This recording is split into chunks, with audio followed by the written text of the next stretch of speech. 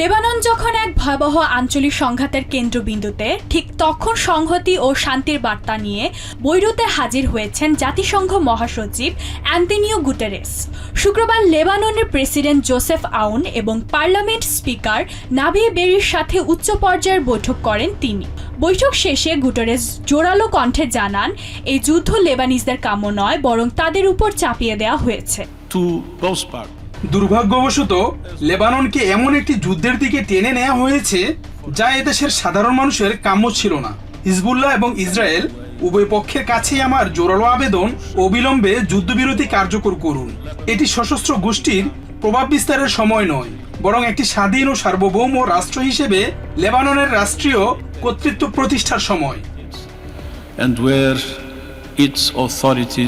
তবে কূটনৈতিক এই তৎপরতার ঠিক উল্টো পিঠেই দেখা গেছে ধ্বংসযজ্ঞের ভয়াবহ চিত্র। শুক্রবার ভোরে দক্ষিণ লেবাননের কৌশলগতভাবে গুরুত্বপূর্ণ লিটানি নদীর উপর জরাবি সেতুটি ক্ষেপণাস্ত্রের আঘাতে গুঁড়িয়ে দেয় ইসরায়েলি বাহিনী। হিজবুল্লাহ রসদ সরবরাহ বন্ধের অজুহাতে এই প্রথম লেবাননের কোনো বেসামরিক অবকাঠামো ধ্বংসের দায় স্বীকার করল তেল আভিভ।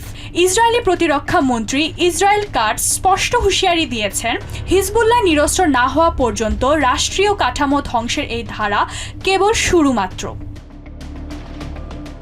সামরিক সমীকরণের এই লড়াই এখন আর কোনো নির্দিষ্ট সীমায় সীমাবদ্ধ নেই। শুক্রবার ভোরে উত্তর বৈরুতের বুর্জ হামুদ এলাকায় একটি আবাসিক ফ্ল্যাটে আছড়ে পড়ে ইসরায়েলি ড্রোন। বৈরুতের প্রাণকেন্দ্রে প্রধানমন্ত্রীর কার্যালয় থেকে মাত্র 1 কিলোমিটার দূরে বাসুরা ও জুজাক আল ব্লাদ এলাকায় বিমান হামলায় ধূলিসাৎ হয়েছে একাধিক বহুতল ভবন। ধুলায় মিশে গেছে সাধারণ মানুষের তিল তিল করে গড়া সহায় সম্বল। দীর্ঘ 20 বছর প্রবাসে কাটিয়ে জমানো পুঁজি দিয়ে এখানে ব্যবসা শুরু করেছিলাম।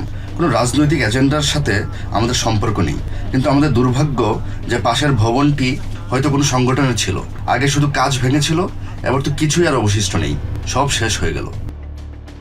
ইসরায়েলি অভিযানে গত কয়েকদিনে লেবাননের নিহতের সংখ্যা 700 ছাড়িয়েছে। জীবন বাঁচাতে ঘরবাড়ি ছেড়ে বাস্তুচ্যুত হয়েছেন প্রায় 800,000 মানুষ। আন্তর্জাতিক মহলের গভীর উদ্বেগ এবং জাতিসংঘ মহাসচিবের যুদ্ধবিরতির আহ্বানের মাঝেও লেবাননের আকাশসীমায় ইসরায়েলি ড্রোনের আনাগোনা অব্যাহত রয়েছে। সংঘাতের এই চরম অনিশ্চয়তায় কূটনৈতিক সমীকরণ আর রণক্ষেত্রের ভয়াবহতার মাঝে দিশেহারা লেবানিজদের জীবন ও অস্তিত্ব এখন এক অনিশ্চিত গন্তব্যের দিকে ধাবিত হচ্ছে। Ishrat Jahan, TVN 24 news desk.